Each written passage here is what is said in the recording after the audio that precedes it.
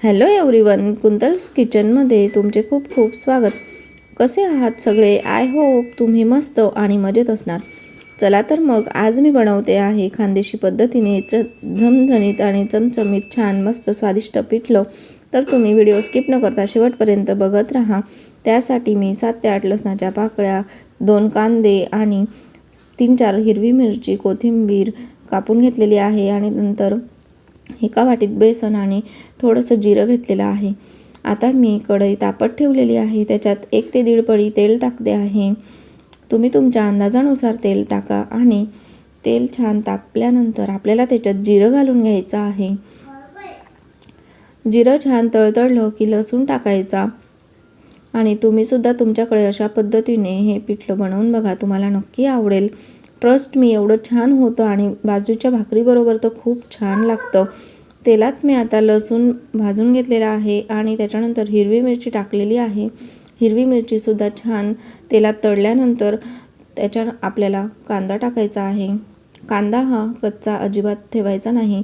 कच्चा कांदा ठेवला तर याच्यात टेस्ट बिलकुल चांगली लागत नाही. म्हणून छान कांदा भाजायचा आहे. लाल होई तोपर्यंत, त्याचं कलर चेंज होतो तोपर्यंत याला छान भाजायचा आहे.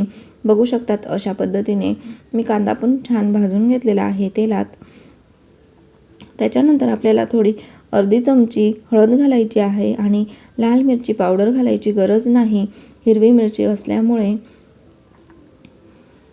जर तुम्हाला लाल मिरची पावडर टाकायचं असेल तर तुम्ही हिरवी मिरची आधी स्किप करा. आता मी इथे 2 ग्लास पाणी टाकते आहे. पाण्याला छान उकळी येई तोपर्यंत त्याला छान तापून घ्यायचं आहे. एक पाण्याची उकळी काढून घ्यायची आहे. बघू शकतात अशा पद्धतीने.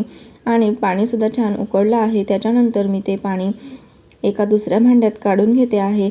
हे पिठलं आपल्याला घेरून बनवायचं आहे, तर त्यासाठी आपल्याला दुसऱ्या भांड्यात पाणी काढून घ्यायचं आहे आणि पूर्ण पाणी काढायचं नाही, थोडं पाणी कढईत राहू द्यायचं आहे.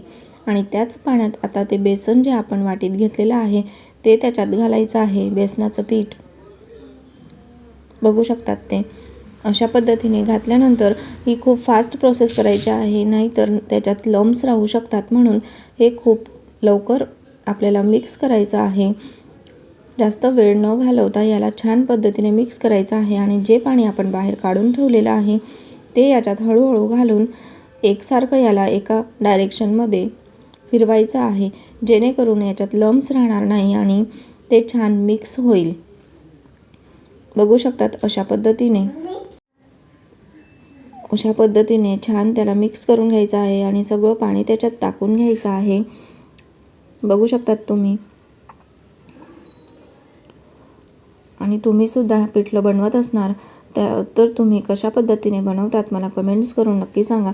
आणि जर का तुम्ही ह्या पद्धतीने बनवलं तर तुम्हाला नक्की आवडेल.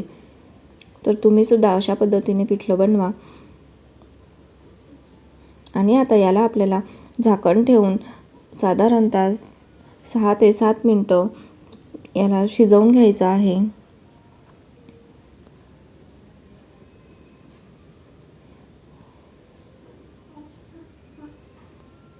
बघू शकतात तुम्ही, त्याच्यात लम्स दिसत नाही आहे आणि ते छान पद्धतीने एका कन्सिस्टन्सीमध्ये तयार झालेलं आहे.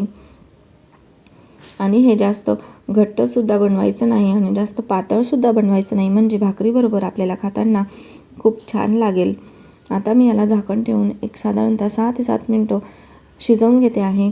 बघू शकतात तुम्ही. आता मी झाकण काढल्यानंतर की ते छान शिजलंसुद्धा आहे आणि त्याचा इतका छान वाससुद्धा येतो आहे.